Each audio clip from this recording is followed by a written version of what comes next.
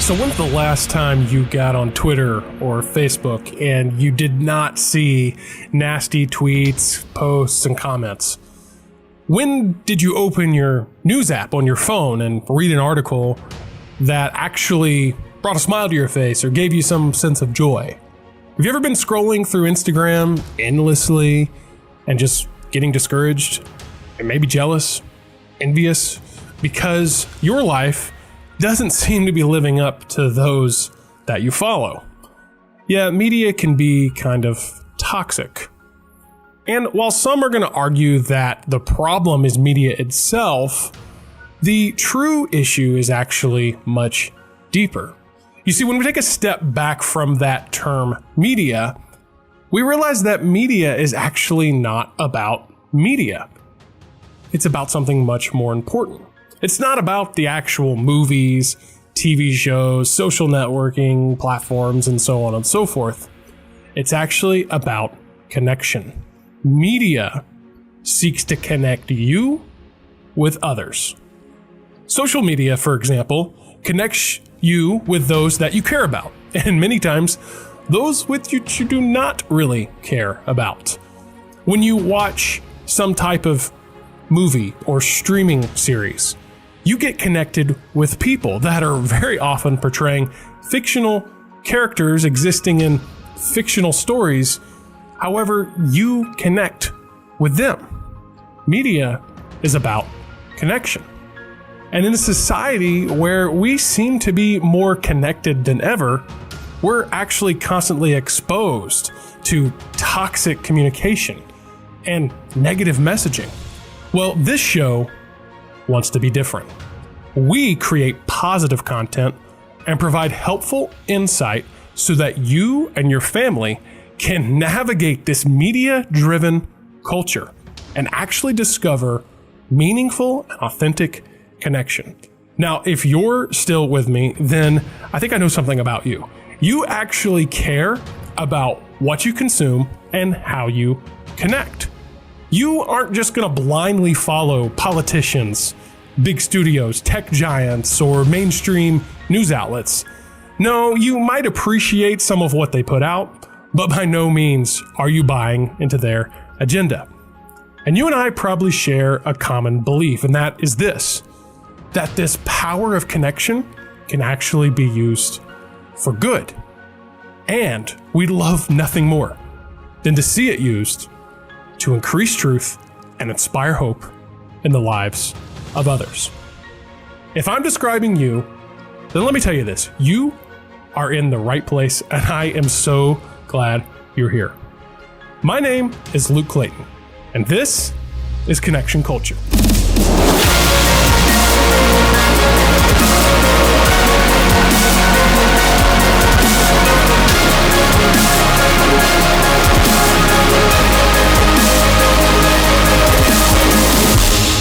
Well, hey, welcome to Connection Culture. I am Luke Clayton, and I am so glad that you are a part of the very first episode of this all new content. It's available on podcast. We've got it on YouTube. We might be throwing it out there on Facebook.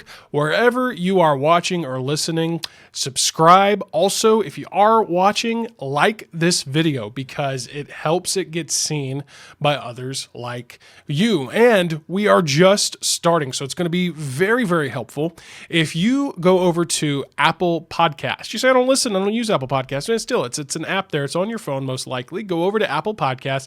Leave us a 5-star review and let us know what you think. This is going to help the content get seen again by other people. So if you find this content helpful, doing all these things, sharing or rating and reviewing, and then also sharing. Sharing is really helpful. Liking and sharing. Facebook, especially, their almighty algorithms love it when we do this. They love seeing videos liked and shared. And as they will reward us for that by kind of putting our content there in these videos that we're putting out. They will allow them to be seen by others. And so that would really help us out if you could like and share and let someone know. Or if you want to share the old-fashioned way by sending them a text or an email or telling them about it, using I don't know, maybe some type of carrier pigeon. I don't care how you do it. Just tell people about connection culture, because we are looking to create positive content and provide helpful insight so that you and your family and other families can navigate this media-driven culture and discover authentic and meaningful connection. That's the goal. And so if you want to help others in our mission to do that, all you got to do, like and share. So we'd really appreciate that. So this idea of connection. So we've introduced the concept that media is actually not about media. It's about connection. Media is just designed to connect us with other people, with others that we like, others that we don't like. It connects us with people on screen, whether they are actual real people or portraying fictional characters, and they connect us. And we've always been connected by media. And you say, well, no, we haven't, because 100 years ago we didn't have media. Well, that's where you're wrong, because you have to understand what media is. Media is actually the plural of the word medium. And so what that means is that it's simply a conduit, it's a channel, it's an outlet, it's a way to transfer information, data, or in this case, connection from one person to another. So if you're right now, the way we often connect is through a tiny screen. Well, if you rewind about 50 years ago, well, we chose to connect on a much bigger screen that sat in our living room, the television, or maybe even the radio. And those mediums still exist to this day. And that was kind of a primary way of connecting back then. Well, if you go back 100 years from now, before all of what we would consider modern technology and screens and things like that, people were still connecting. They were connecting by way of very often the printed page. They were connecting through newspapers and books. And again, these mediums, the printed page, has transcended time, and many people are still connecting in that way. That's all media is, though. It's literally a connection tool. It's a medium between one person and another, between an author and a reader, between a producer and a viewer, between a creator and a consumer. And that is very important to understand, because media would love nothing more than for you to just mindlessly consume it without really thinking about it. And the truth is that we have to be conscious in the way that we consume media content and all types of content, because ultimately it shapes the way we connect, which ultimately shapes our culture. Connection shapes culture. Well, how does that happen? Well, think about this.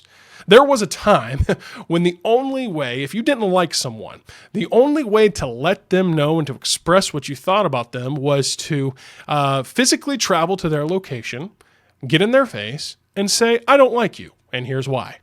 And as you can imagine, most people tend to be non-confrontational, so that wasn't it happened, but it wasn't as commonplace as fast forward to now. If you don't like someone, all you got to do, again, is pull this tiny screen out of your pocket, open up Twitter or Facebook or whatever it may be, and just let them know what you think. And you could do that many times without ever having to confront them personally, or without really ever truly knowing who they are. And we've really seen in recent years in particular the negative impact of this level of connection, how that's negatively impacted our culture. Think about cancel culture. Think about tweet storms.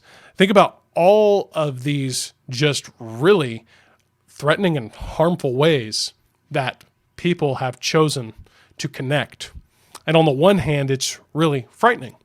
But on the other hand, it's actually really exciting, because the same connection ability can actually and is being used for good. There are TV shows, movies, other creators, content creators that exist that are using the same connection ability to produce and create and spread positive content and messaging. And that's what we're all about. We want to create that positive content, and we want to help you be a more conscious consumer and to be aware of what you consume and in turn how you connect, because that ultimately is how we are going to shape our culture. A lot of people think that the problems of our modern society are going to be solved maybe by having the right politicians or government officials. And while I do believe in the value of voting citizens, I dare say that our hope for us here as Americans does not lie in Washington, D.C. and our politicians. They've proven themselves to be ineffective at best over and over again. And it's not going to happen through some major change like that.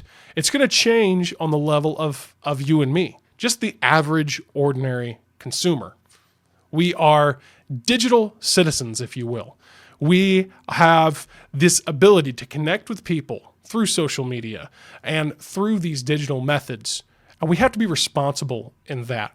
And we have to be responsible in the way we connect and what we consume. And that is what this is all about. So as we begin connection culture, as we begin this all new endeavor, again, thank you for joining us.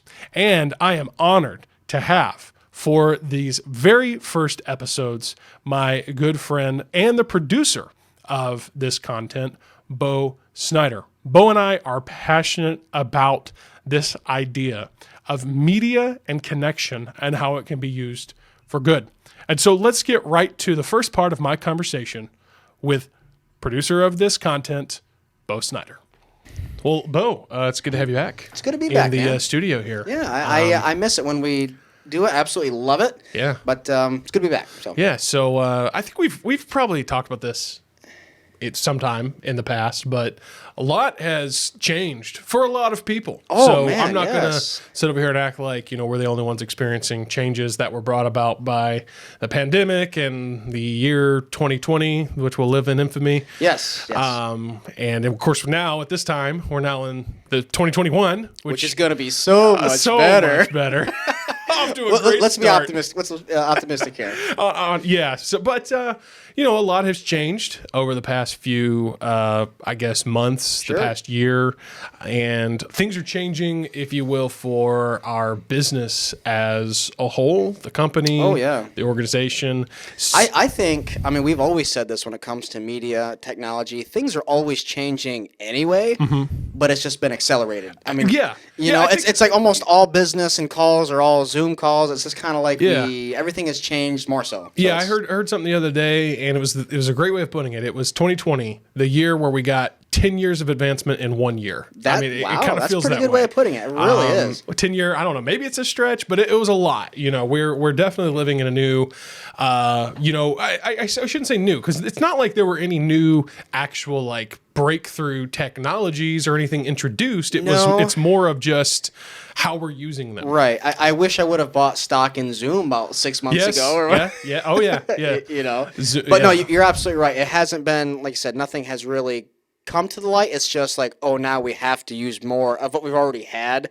And we've talked about that before with churches where, now I really have to use live stream, or I don't really have a choice. I swim or I sink. Yeah. So to speak. So usually we get on here and we talk about churches. Yeah. And we love doing that. Sure. And we're still going to be doing much of that. But today's conversation is kind of a preview of a future, content channel and a new audience that we're going to try to reach. So about, I guess it was about a year ago, we actually, and this was pre-pandemic, you and I have always talked about this, about these changes that we wanted to see. But about a year ago, we rebranded our church, what we do for churches, which must increase the name of the mother brand or whatever you want to call it, the original, must increase. The flagship. Yes, the flagship. There you go. Yep. Mm-hmm. We started that, and for years that was like the only brand we had, and then we changed, like I said, about this time last year, to where we started pushing the brand Church Media HQ.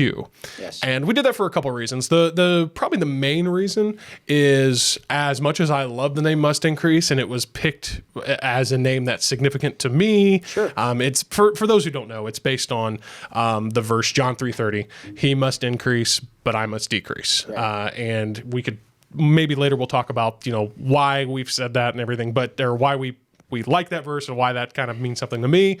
But that's what it's based off of. But some people don't always make that connection. And I do believe that, you really should. And what I've learned since founding, the company with that name, is that it's always good to have a brand name that, just from a marketing perspective, that makes almost an instant connection, right? And I always had to explain must increase, and you heard must increase, what's that? And of course, those of you out there that have connected with me and with the organization over the years, you obviously but so anyways, we changed it because of that. That was one of the biggest reasons. Now Church Media HQ, it's pretty clear, right? Well, what we're all about. It kind of goes back to, we've always been big fans of Story Brand. Yes. Yeah. And there's so many businesses out there, and not, just ones like us, but anything where the person that came up with it, they thought it was super clever, but it's like, okay, I actually don't know what you do. Yeah. Yeah. So I totally get that. With Church Media HQ, it's like, okay, anybody and everybody should know exactly what that is. Like I said, you should not have to explain anything there. Yeah, it's basically, like I said, an instant connection. Yes. So okay, yeah, that's what these guys are all about. Right. And so we started branding our podcast. We, kind of did our branding, with our website. We launched a website, Church Media HQ, and we've been, channeling all of our church content, which is, up to this point, been exclusively for churches. Right. There. But the other reason, which is a bigger reason that we did that, is because and you and I have talked about this for a long time now, that one of the things that I wanted to do was to be able to broaden the audience of the Must Increase kind of company. Right. We've always wanted to, yeah, but we felt like we put ourselves in a corner, didn't know how to kind of broaden. Yeah. And so that was one thing. It was like, well, if Must Increase becomes synonymous with the church brand, well, that's going to present a challenge if we ever decide to broaden outside of it. So again, that's why we said, okay, Church Media HQ, that is going to be where we do all of our church, our content that we put out for churches, a lot of the services that we provide for churches are there. And that's not going away at all. In fact, we're going full steam ahead. We've already committed, and we followed through thus far. We are actually doubling our output on the Church Media HQ specific YouTube content and podcast content. We went from one episode. Yeah. We've been pretty consistent with 2 episodes. In fact, I think at this point of recording, we've been consistent with that every. Yeah, so far so good. So far every week this year, and so we're committed to that. Well, now we introduce kind of a new channel, chapter, brand, whatever of Must Increase. And full disclosure, we actually, at the time of recording, we don't even know what we're going to call it. Right. I'm super excited about this. I don't know what it's going to be called yet. Yeah, we have some ideas. We haven't had a brainstorm on that yet. And whatever. So basically what we're looking at is the Must Increase, if for those who care, the hierarchy, the structure. Must Increase is a production company. We produce quality content that increases truth and inspires hope. That's what we do. Right. And how that is distributed, though, this is where these different kind of outlets of what we've, of who we're reaching comes in. So like I said, with churches. So we produce content that churches use, graphics, videos, things like that. So, but here's something kind of a moment that dawned on one or both of us at one point, several, like I said, it's probably been a couple years back. Well, who is watching, for example, let's talk about our short films, because we love our short films. We love doing that. Yep. Who's watching that? Who is the audience of that? And the answer is obviously, well, yes, the church leader, the pastor, but it's honestly the primary audience is the person who's sitting in the pew. Sure. So if a pastor, church leader decides, I want to take a video, that we've made for Easter, and I want to show it in our services, that's great. And who they're showing that to, though, is just people. Right. And so obviously we're making that content for people. So we thought, why do we have to, as much, we want the church to continue, we want churches to continue to use, but why do we have to limit ourselves to saying, well, the only distribution outlet we have is if a church leader happens to, like what we have and then take it and show it. Because we've said this many times, and this isn't a knock on any, pastor or church leader, but just for, let's say, some odd reason, we make a good short film for Easter, Christmas, kids film, whatever it is.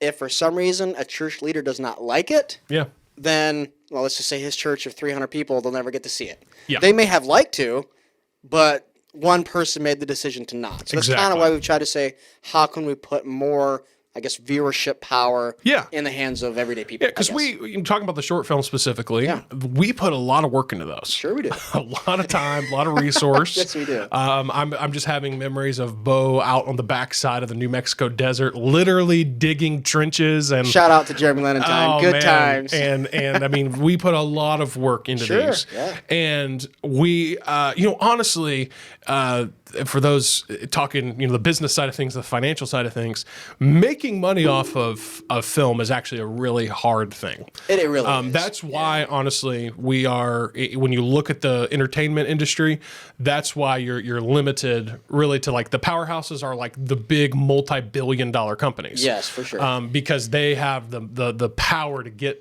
to produce something, make it profitable until 2020. Yeah. I was going to say, the movie business was and profitable. then everything was just scrapped and they had to start over. Yeah. But they, they have that just simply the resource to do that. And really anybody else, this isn't universally true about everybody, but almost everybody else that tries to produce film that's maybe considered an independent filmmaker, which I guess would be in that category, we would be, their likeliness of actually making money off of that is not likely. It's very low. So we a long time determined we aren't going to make these films with the idea that we want to, make a buck, as much as we would, love to. Oh, sure. And maybe one day doors will open up for that. But you got a mortgage. I got a mortgage. Yeah. But that's not the goal of what we do. Not the goal. So we kind of shifted our purpose in that, which I think has, my opinion, has produced better content. Yeah. Because when you're not under the thumb of feeling like you have to make a profit, we've shifted our focus to say, okay, we're going to make these board to just create awareness. Sure. As far as from a business perspective, when you're talking about the business, we just want to create awareness about what we do. Yeah. And then by the numbers, hopefully enough people will see that. And, 1 in every 10 people will actually want to, pay our company to do something for their church or whatever it may be. Right. And so we shifted that focus a long time ago to say, that's not what it's about. It's not about making a buck. It's just about, like from a business perspective, creating awareness for what we do as creators. But then beyond that, we really do have a passion. So, we're in a society that is like overrun by toxic media. Oh man. Yes. And the election cycle recently has been great evidence of that.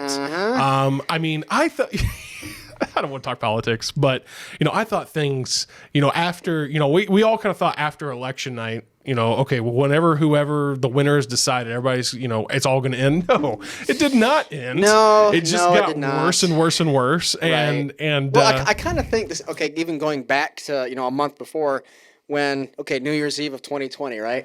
Everybody just kind of just put out this vibe that as soon as that clock strikes 12 on midnight and it's New Year's Day, it's like everything's just going to suddenly. Yeah. It's like. No, we got more stuff to get through. Exactly. Hey, like I said, I'm usually a pretty optimistic person. I think it's going to be a good year because I'm choosing it to be a good year. Yes. But at the same time, it's like there is some of the things. It's like it's not over yet. Yeah. And then think about this though. When is the last time that you turned on the news and you saw something that I guess encouraged you, something that was uplifting, something that was good let's see. news. I'm 30 years old, so it's been yeah, exactly. I don't know how long it's been. And honestly, when's the last time you hopped on social media and didn't see some type of negative tweet or comment or something to tear you down? And so we live, like I said, in a society that's really overrun by the toxic media. And so what we want to do is we want to create positive content for people, for families that fulfills the ultimate purpose of Must Increase, which is to increase the truth and inspire hope. And this is something that is just something that we've always really believed in. Sure. Is that there are obviously the content creators by and large out there are, think about Probably the biggest one now is honestly Netflix. Probably. I mean, so especially again, we're now in a truly like what seems like 100% streaming, way of consuming our entertainment. Right. But Netflix, they don't care about you. No, they don't. And they don't care about your values. They do care about making a buck. They do. They do. And I mean, they have an agenda. I'll have something more course. about that later. But this is completely off topic as far as Netflix goes. You remember when Netflix came in physical DVDs? Yeah. Remember that? You had a little list, and this one would come. You'd Yeah. watch it and send it back, and you get another one. Yep. Like, I mean, just to think of how far we've come to where, I mean, what Netflix offers. I mean, good or bad, it's incredible at one point, but it's we'll kind of get into the evil web of toxic media later, which we already have a little bit, but there's so much of it, and I got a few questions for you. Okay, go Actually, ahead. I do, because when we talked about our goal is we're going to provide education, especially when we get to parents and kids and things like that. So I wrote a couple things down for you. When it comes to that, if we want to teach people. There's too many people out there because we live in a world of information. But a lot of it, unfortunately, is people, okay, they just have an opinion. They're writing a blog in somebody's basement, whatever. So when somebody comes across someone that actually has experience, there's more validity there, actually. So for you, for someone that's maybe new here, when we're going to launch what we haven't named yet, how would you describe...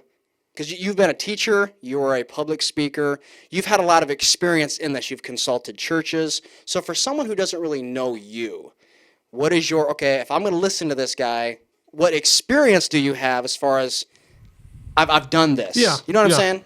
No, and that's honestly great because you're right. People, they don't want to hear just somebody who gets, because anybody can make a podcast nowadays. Oh, anybody can write a blog, anybody can write a podcast. I mean, it is so easy to do any of that stuff. Sure, If you've got the time, you can make it happen. Right. But you've been in the space for 10 years. Give or take, very close. Yeah, I mean, it has. It's been, about 10 years that I have, so I've done it in two ways. I have done it as a volunteer, for like on a volunteer basis. That's how I got started. Yeah. Helping with my church, volunteering, diving into helping produce, like I said, this creative content, these videos and whatnot. And then I've done it as far as a full-time employee. I worked at a church for a time, about 4 years, I guess is how long I worked there. And there I was media director, but I also had the opportunity to do a lot of teaching. Yeah. And fortunately, on the faith side of things, I actually got to do a lot of learning about the Bible, about Scripture. And a side note, I don't anticipate our audience being solely those who are Christians, but obviously I think we're going to reach a lot of people who are how our faith is a big part of their life, like it is with me. But in that process, I got to learn the Scriptures because when you have to teach it, you're kind of forced to learn it. Right. And so I was able to learn the truth of Scripture, and then be able to, we can really pull that truth out and really highlight some really awesome things by putting it into the form of film. So then when I branched out on my own, that's when we started making, that's really when in terms of production really took off. Sure. We've produced, I think it's over 10 short films now that, and you've been involved with every one of those, right. That we've produced over since we started, since Must Increase was founded back in 2016. Yeah. And so that, and I'm a writer, a director, I'm the kind of the storyteller behind all of that. Right. And then for all these years now, how long have we been podcasting now and putting content out in that way? Ooh. Probably 3 or years. 4? I was gonna say, I think it's been 3. I think we started it. I can't remember, but I think it's been about 3. Okay. I think it's been about 3 years. That's about right. So every week, we're getting on here, we're talking, doing some type of teaching, and we do a pretty good job at researching our content. We really do. We've always done a good job at that because once again, I listen. I'm a big podcast guy. You're a podcast guy. There's things where you give. Hey, I'm going to give something a listen. I've never heard this before. I'm going to give it a try. And whether it's one person or two, whatever, they just kind of talk, but they give absolutely nothing behind what they're saying. Yeah. And once again, I'm all about freedom of speech, which is something that's going away. Yeah. We won't get on that. So, But that's just something you're good at. You're a good teacher. You're a good researcher, and you've been in that space for a while. That's just something that's just good. Credit credit to you. So you have some validity for whoever's out there. You've done it. You've been there, and we're obviously going forward with it. Yeah, so. and like I said, at this point, we've got hundreds of videos on our YouTube channel. We've got several podcast episodes. Like I said, we've got these at least 10 of these short films. So yeah, we've produced a good bit of content, right. and of different kinds, narrative films, yep. Like I said, teaching through the form of a podcast. Right. And so yeah, that's what. And again, you can go and you can watch our stuff and you can nitpick it. Right. I nitpick it all the time. Oh, sure. I'm like, we definitely done better there and whatever. Definitely do that. But the truth is when it comes to our short films specifically, like you said earlier, we work hard on these, and we have. Our resources are so limited, and that's the thing is the more people we connect with, the more our network is going to expand, the more resources we'll have access to, right. And that content is only going to get better.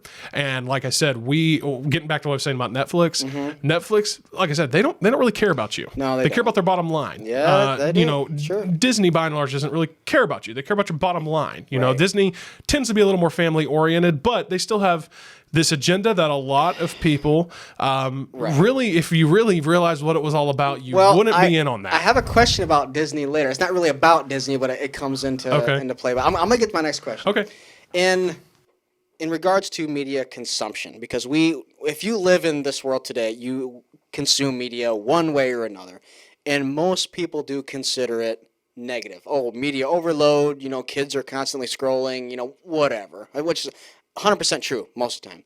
So in your opinion, and obviously, I mean, it's normal that we've already mentioned our short films and things like that, but for you personally, things that we're going to go forward to push for parents or church leaders to say, hey, what are some things in your life that you practice on a weekly, daily basis? Like I said, you're a podcast guy.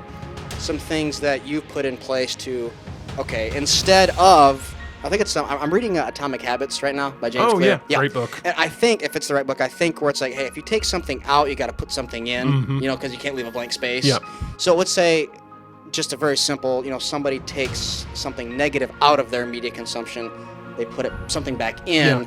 What are some things that you do that say, hey, this is what balances my media consumption? Hey, it's nothing wrong with watching a Netflix show for comedy or whatever it is, but if that's all you're doing, obviously your kids, whatever, not good. So how do we bring that balance of, okay, we're going to consume, but in this sense, consuming is good. It's okay to do this. You know what I'm saying?